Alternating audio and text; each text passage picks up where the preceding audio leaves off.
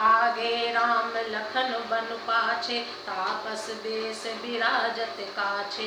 उभय बीच सिय सोहत कैसे, ब्रह्म जीव बिच माया जैसे। बहुरी कयऊँ छवि जसि मन बसई, जनु मधु मदन मद रति लसई। उपमा बहुरी कयऊँ जिय जोही, जनु बुध बिधु बिच रोहिणी सोही। प्रभु पद रेख बीच बिच सीता, धरती चरण मग चलती सभीता। सिय राम पद अंग बराए, लखन चलई मगु दाहिन लाए। राम लखन सिय प्रीत सुहाई, वचन अगोचर किमि कहि जाई। खग मृग मगन देखि छवि होई, लिए चोर चित राम बटोई। जिन जिन देखे पथिक प्रिय, सिय समेत दो भाई। भव मग अगम आनंद तेहि, बिनु श्रम रहे सिहाई। आगे श्री राम जी हैं, पीछे लक्ष्मण जी सुशोभित हैं, तपस्वियों के वेश बनाए दोनों बड़ी ही शोभा पा रहे हैं।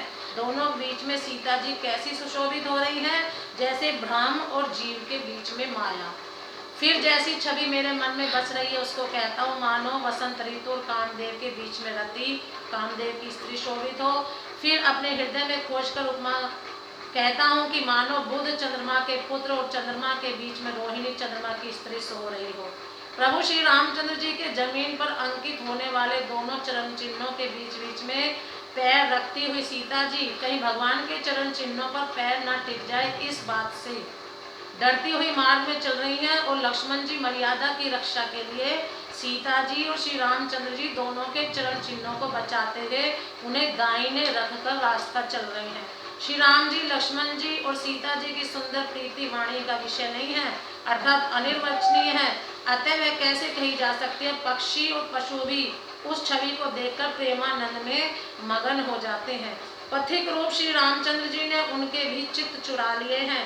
प्यारे पथिक सीता जी सहित दोनों भाइयों को जिन जिन लोगों ने देखा, उन्होंने भव का अगम मार्ग जन्म मृत्यु रूपी संसार में भटकने का भयानक मार्ग बिना ही परिश्रम आनंद के साथ तय कर लिया, अर्थात वे आवागमन के चक्र से सहज ही छूटकर मुक्त हो गए। अजहु जासु और सपने हुकाहु, बसहु लखन सिय राम बटाऊ। राम धाम पथ पायहि सोई, जो पथ पावे कबहु मुनि कोई। तब रघुबीर श्रमित सिय जानी, देखि निकट बट शीतल पानी। तैं बसि कंद मूल फल खाई, रात नहाई चले रघुराई। देखत बन सर सैल सुहाय, वाल्मीकि आश्रम प्रभु आए। राम दीक मुनि बास सुसावन, राम दीक मुनि बास सुहावन। सुंदर गिरि कानन जल पावन, सरनि सरोज बिटप बन फूल। गुंजत मंजु मधुप रस भूल, खग मृग विपल कोलाहल करहि। बिरहित बैर मुदित मन चरहि, सुचि सुंदर आश्रम निरखी। हर से राजीव नैन, सुनि रघुबर आगमन मुनि। आगे आयहु लैन। आज भी जिसके हृदय में स्वप्न में भी कभी लक्ष्मण सीता राम तीनों बटोही आ बसे, तो वह भी श्री राम जी के परम धाम के उस मार्ग को पा जाएगा जिस मार्ग को कभी कोई बिरले ही मुनि पाते हैं।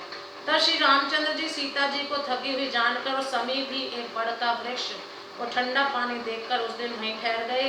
कंद मूल फल खाकर रात भर वहां रहकर प्रातःकाल स्नान करके श्री रघुनाथ जी आगे चले। सुंदर वन, तालाब और पर्वत देखते हुए प्रभु श्री रामचंद्र जी वाल्मीकि के आश्रम में आए। श्री रामचंद्र जी ने देखा कि मुनि का निवास स्थान बहुत सुंदर है, जहाँ सुंदर पर्वत, वन और पवित्र जल है। सरोवर में कमल और वनों में वृक्ष फूल रहे हैं और मकरंद रस में मस्त हुए भोरे सुंदर गुंजार कर रहे हैं। बहुत से पक्षी और पशु कोलाहल कर रहे हैं और वैर से रहित होकर प्रसन्न मन से विचर रहे हैं। पवित्र और सुंदर आश्रम को देखकर कमल नयन श्री रामचंद्र जी हर्षित हुए। रघुश्रेष्ठ श्री राम जी का आगमन सुनकर मुनि वाल्मीकि जी उन्हें लेने के लिए आगे आए। प्रेम से बोलो जय श्री राम।